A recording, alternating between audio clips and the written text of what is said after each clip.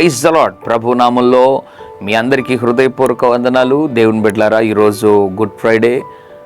అందరూ కూడా ప్రభు అయిన యేసు క్రీస్తు వారి యొక్క శిలువ మరణాన్ని స్మరించుకుంటూ, కొంతమంది మనలో దుఃఖపడుతూ, ఒక పక్క రక్షణ ఇచ్చిన ప్రభువుకి తన మరణం ద్వారా కృతజ్ఞతలు చెల్లిస్తూ సాగిపోయేటువంటి ఒక జ్ఞాపకం ఉంచుకోదగినటువంటి దినం. ఇంతకీ గుడ్ ఫ్రైడే సందర్భంగా త్వరగా మీరందరూ కూడా మీ ఆలయాలకు సరైన సమయానికి వెళ్ళి ఆ 7 మాటల శిలువ ధ్యానాన్ని మీరు అందులో పాలుపంపులు పొంది విని చక్కగా ప్రభు ఇచ్చిన రక్షణను మీరు కొనియాడవలసి, ఆయనను ఘనపరచవలసినటువంటి దినం. దేవుని బిడ్డలారా, ఆయనే కనుక, ప్రభువే గనుక మరణించకపోతే మనకు రక్షణ వచ్చేది కాదు. పాప క్షమాపణ ఆయన రక్తము కార్చకపోతే, ఆ రక్తం ద్వారా కడగబడకపోతే మనకు వచ్చేది కాదు.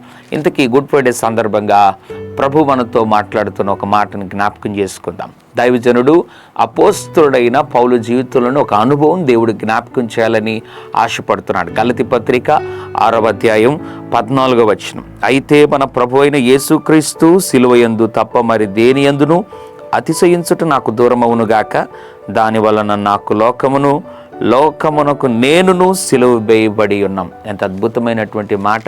పౌలు జీవితంలో 2 తీర్మానాలు తీసుకున్నాడు. ఒకటి, సిలువలో అతిశయించిన పౌలు ఆయన సిలువలోనే తన అతిశయాన్ని ప్రియ దేవుని బిడ్డ కుదుర్చుకున్నాడు. కాబట్టి నీ జీవితంలో కూడా ప్రభు సిలువలో నువ్వు ఎల్లప్పుడూ అతిశయించాలి. దేన్ని బట్టి నువ్వు అతిశయించకపోయినా ప్రభు సిలువలో అతిశయించాలి.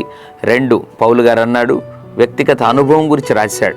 దానివలన నాకు లోకమునకు నేను సిలువ వేయబడ్డాం. దేవుని బిడ్డలారా, యేసు ప్రభు మాత్రమే కాదు, నేను కూడా లోకమునకు సిలువ వేయబడ్డాను. నువ్వు సిలువ వేయబడ్డావా? ఇంకా పాపానికి సిలువ వేయబడకుండా ఉన్నావా? ఇంకా పాపిష్టి కార్యాలకు, పాప పద్ధతులకు, లోక ఆచారాలకు సిలువ వేయబడలేదా? ఉదయకాల సమయంలో దేవుడు జ్ఞాపకం చేస్తున్నాడు, నీవు కూడా సిలువతో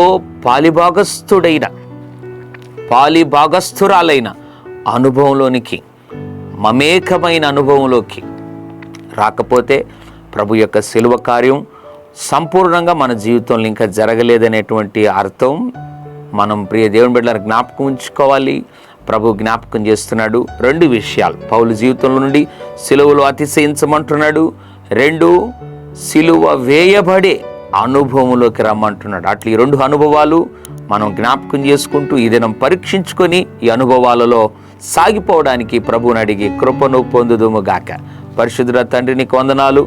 అవును ప్రభు, పౌలు వలె నీ సిలువలో అతిశయించు వారిగా, నీ సిలువతో ప్రభునైనా మేము ప్రభు ఐక్యపరచబడి సమాన అనుభవం గలవారమై జీవించడానికి ఎంతమంది అయితే అప్పగించుకుంటున్నారో ప్రభు, వారిని జ్ఞాపకం చేసుకుని ముందుకు నడిపించమని యేసు నామములో ప్రార్థిస్తున్నాము తండ్రి. ఆమెన్. God bless you.